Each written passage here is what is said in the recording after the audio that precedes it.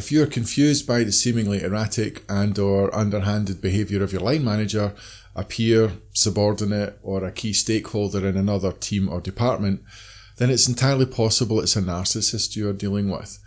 And this needs to be resolved one way or another. Do not underestimate the damage someone that scores high in narcissistic traits can do to a team, department, or organisation. They will actively drive project failure, misuse people, time and money, even put an entire organisation in genuine financial peril if it satisfies their underlying narcissistic need. To better understand why such destructive behaviour can manifest, we will cover how to manage a narcissist in a professional context, i.e. how to get inside their head to understand what triggers their behaviour in a particular instance, why their behaviour can escalate significantly over time, and how to pin down the rules they play by in order to influence them. By the end, you will be in no doubt which courses of action are available to you in search of a resolution. We will deconstruct a real-world scenario from one of my projects, in the form of a narcissistic senior leader in a large enterprise that has the influence, as a key stakeholder, to determine whether or not a peer and their team succeeded or failed. This peer and their team could not deliver their objectives without this stakeholder's input or sign-off. As part of our analysis, we will answer these three questions. What does a narcissistic strategy look like, revealing how to break down a narcissist's thinking and behaviour? What was the trigger that set their strategy in motion, revealing the temperamental contrast between the two stakeholders? And what can you do to influence and lead a narcissist, or is it just a lost cause, revealing your options when seeking resolution? I created this model based on the work of 𝗡𝗿𝗃, Doctor of Education and Professor of Exceptionality Programs at Bloomsburg University in Pennsylvania. His research in developmental learning unveiled the correlation between the components of strategy and human fallout, which ultimately determines a level of success or failure in any endeavour. My version is an adaptation of the original for use in a business context by any individual, team or organisation in pursuit of a specific outcome. This can be anything from delivering a career-defining presentation to leading an organisational transformation in a large enterprise. In the context of this case study, we will use it to deconstruct our narcissist.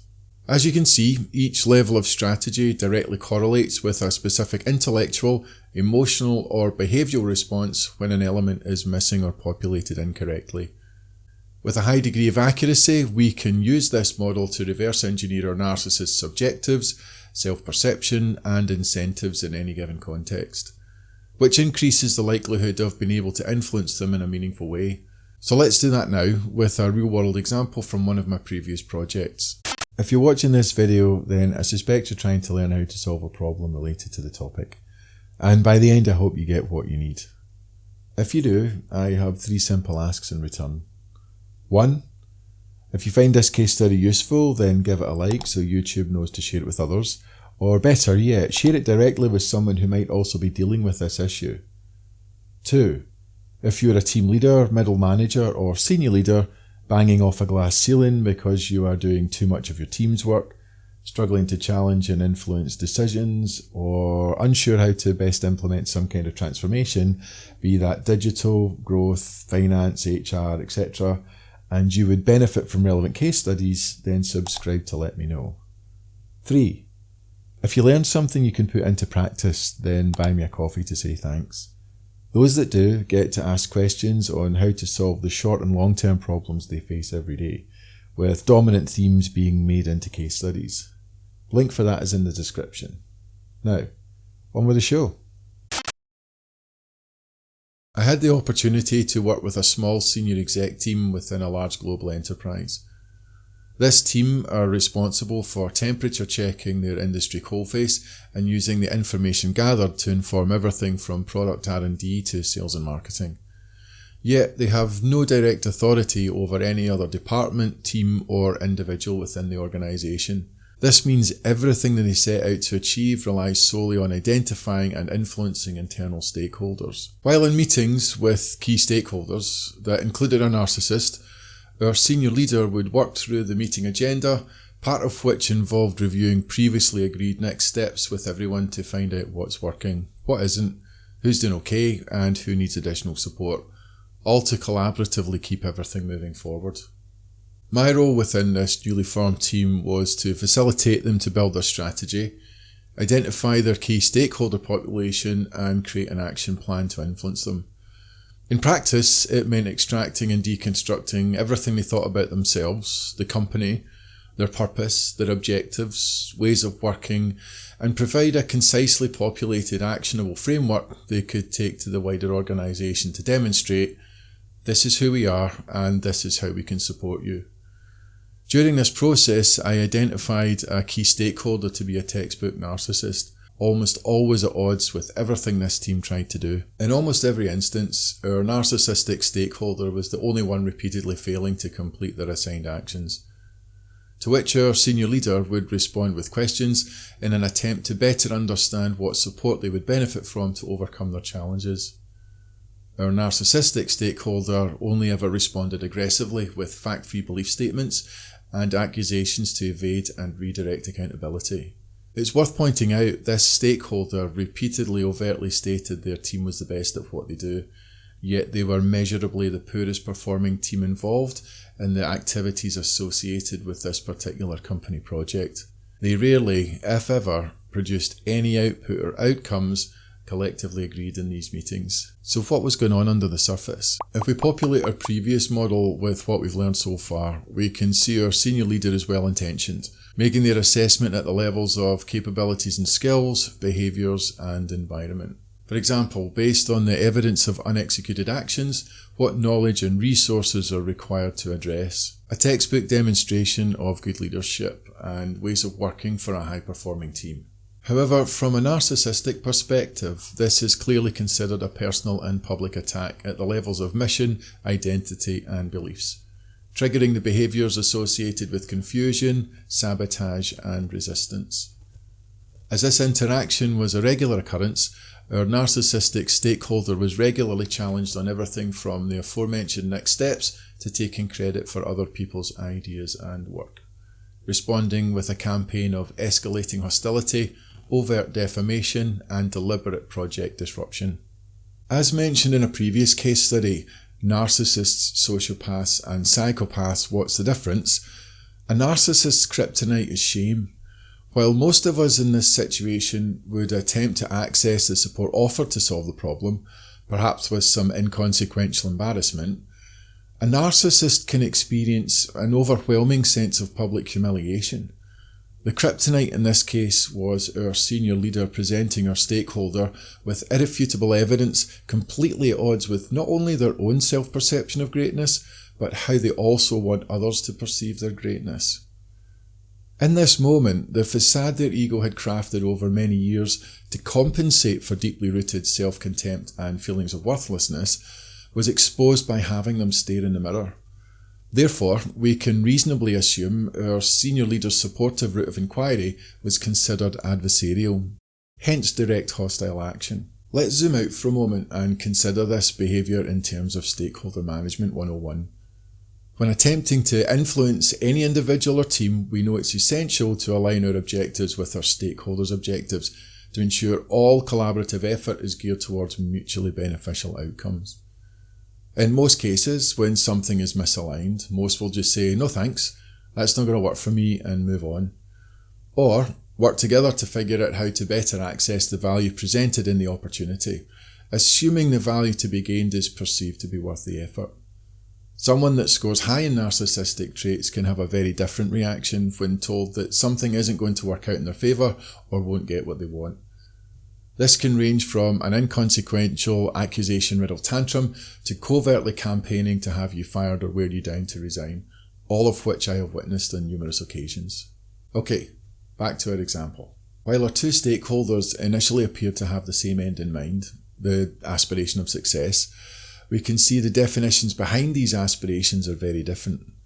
In fact, it becomes very clear our two interdependent stakeholders are acting out strategies in direct conflict. As this occurred at a very senior level, the fallout negatively impacted many people across the organisation, clocking up lost salary, time and revenue.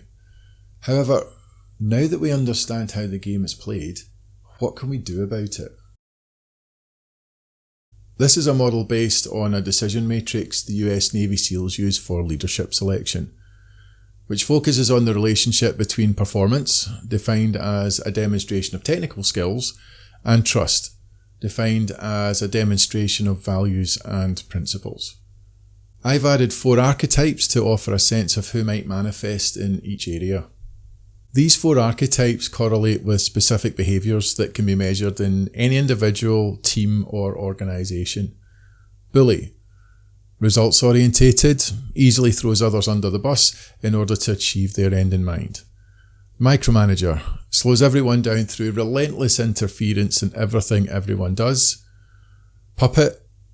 A yes person, avoids challenge, making decisions and struggles to get anything meaningful done. Leader.